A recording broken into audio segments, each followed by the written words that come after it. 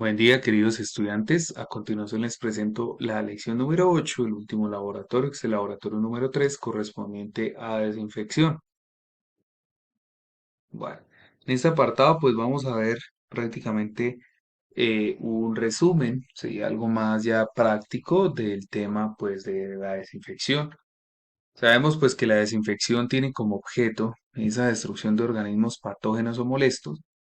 No obstante, no implica la destrucción de todos los organismos vivos ni la obtención de agua esterilizada.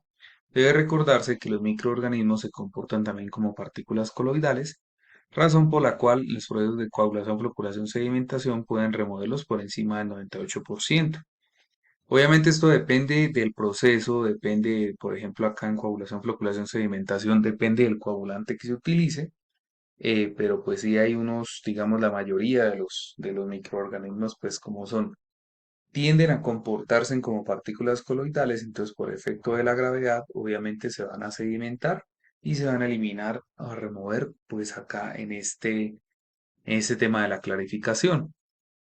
Ya les había, como les había dicho, mencionado, pues el tema de la desinfección cumple ese rol de garantizar esta frase que dice agua potable, ¿sí? Entonces ya cuando hay desinfección ya puedo asegurar que es ese checklist para pasar que ya es agua potable. Bueno, vamos a recordar esta forma de desinfección. Ya sabemos que los agentes físicos, entonces tenemos la sedimentación natural, coagulación, floculación, sedimentación, la filtración, el calor, la luz y los rayos ultravioleta. Entonces todos estos agentes físicos funcionan como una forma de desinfección. Que ya estos, digamos, aguas arriba, los desarrollamos, o en ocasiones cuando yo tengo una muestra de agua, em, digamos, óptima, dentro de los rangos óptimos, solamente aplico desinfección, que sería el agente químico, ¿sí? Pero cuando yo tengo agentes físicos aguas arriba, pues ya se sabe que remueven más o menos entre el 85 y 98% pues esos patógenos en el agua. Los agentes químicos, entonces tenemos los halógenos, que les decía que el principal es como el cloro, el más que se utiliza, las diferentes presentaciones del cloro, que está el cloro gaseoso, el cloro líquido y el cloro sólido. ¿Listo?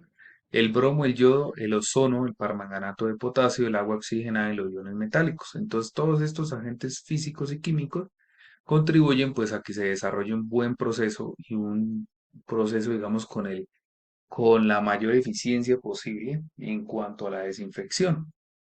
Aquí recuerden que garantizamos es la destrucción y eliminación de cualquier tipo de patógeno que haya en el agua. Aquí tenemos entonces el cloro gaseoso, presenta como Cl2, ¿sí? Químicamente, entonces son estos señores que están acá en esta imagen. ¿Sí? Obviamente, pues acá lo que se hace, digamos que el cloro gaseoso se utiliza es para caudales grandes, a plantas grandes, ¿sí?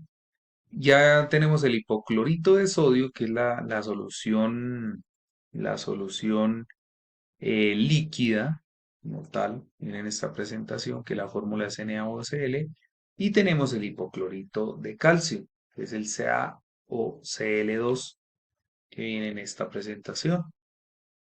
¿Listo? Que el hipoclorito de calcio se utiliza mucho es en el tema de caudales pequeños, ¿sí? Caudales pequeños, utilizan estos dos. Caudales grandes, el cloro gaseoso. Entonces vamos a ver algunos ejemplos, el tema de cloración, dióxido de cloro ultravioleta, ya por lo que les digo, por medio de imágenes que se familiariza más la temática. Vamos a mirar algunos ejemplos con respecto a estos tres. También el tema de los métodos analíticos, en lo que es el pH, la turbiedad, conductividad, cloro residual, acidez, alcalinidad. Y entonces vamos a mirar ya de manera central esas interferencias del método, alcance del método y valores de referencia. Cuando yo digo valores de referencia, pues estoy refiriendo a esa normatividad que yo tengo que cumplir. Me doy un valor de referencia, por ejemplo, me dicen acá el pH, listo, que el pH tiene que estar entre 6,5 a 9, por ejemplo, ¿cierto?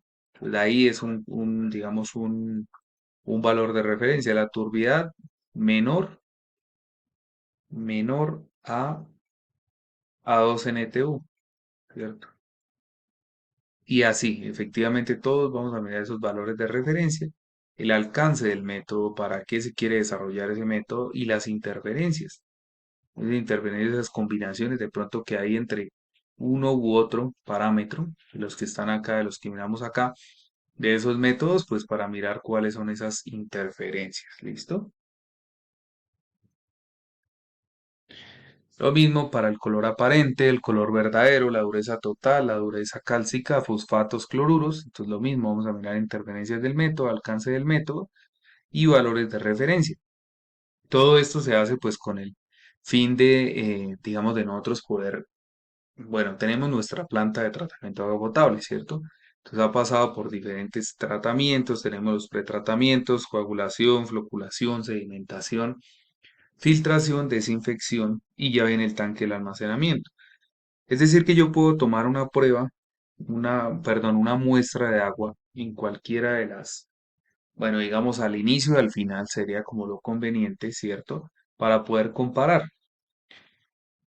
Eh, digamos que voy a comparar yo, entonces voy a comparar esa eficiencia que trae cada uno de los procesos, o también por proceso. Entonces, digamos, voy a ponerles un ejemplo. Yo tengo acá, digamos, tengo acá vámonos acá en esta parte del tablero. Yo tengo acá coagulación, floculación, sedimentación, o sea que es la famosísima clarificación. Yo puedo tomar una muestra acá y una muestra acá, entonces acá puedo decir que en sólidos venía con, no sé, con 50 y aquí quedó con 20, ¿sí? Entonces viene la filtración, entonces en filtración voy a analizar, por ejemplo, los organismos patógenos, entonces los organismos patógenos teníamos 500 y aquí bajó a 100. Y en desinfección, pues obviamente también voy a evaluar organismos patógenos. Entonces venían 100 y aquí quedó en 0, ¿cierto? Entonces yo puedo hacer ese análisis en las diferentes, digamos, en las diferentes etapas de mi planta. Y también, por ejemplo, entonces antes de iniciar, entonces acá antes de la clarificación vendrá un pretratamiento que sería el tema de rejillas, el tema de bueno, trampas de grasas en ocasiones se utiliza también, torre de aireación, ¿sí? Aireación, desarenador, ¿sí? Entonces ahí yo puedo utilizar ese tema. Entonces, venimos por aquí con hierro, nitritos, sulfatos y nitratos. También vamos a mirar esas interferencias del método, alcance del método y valores de referencia.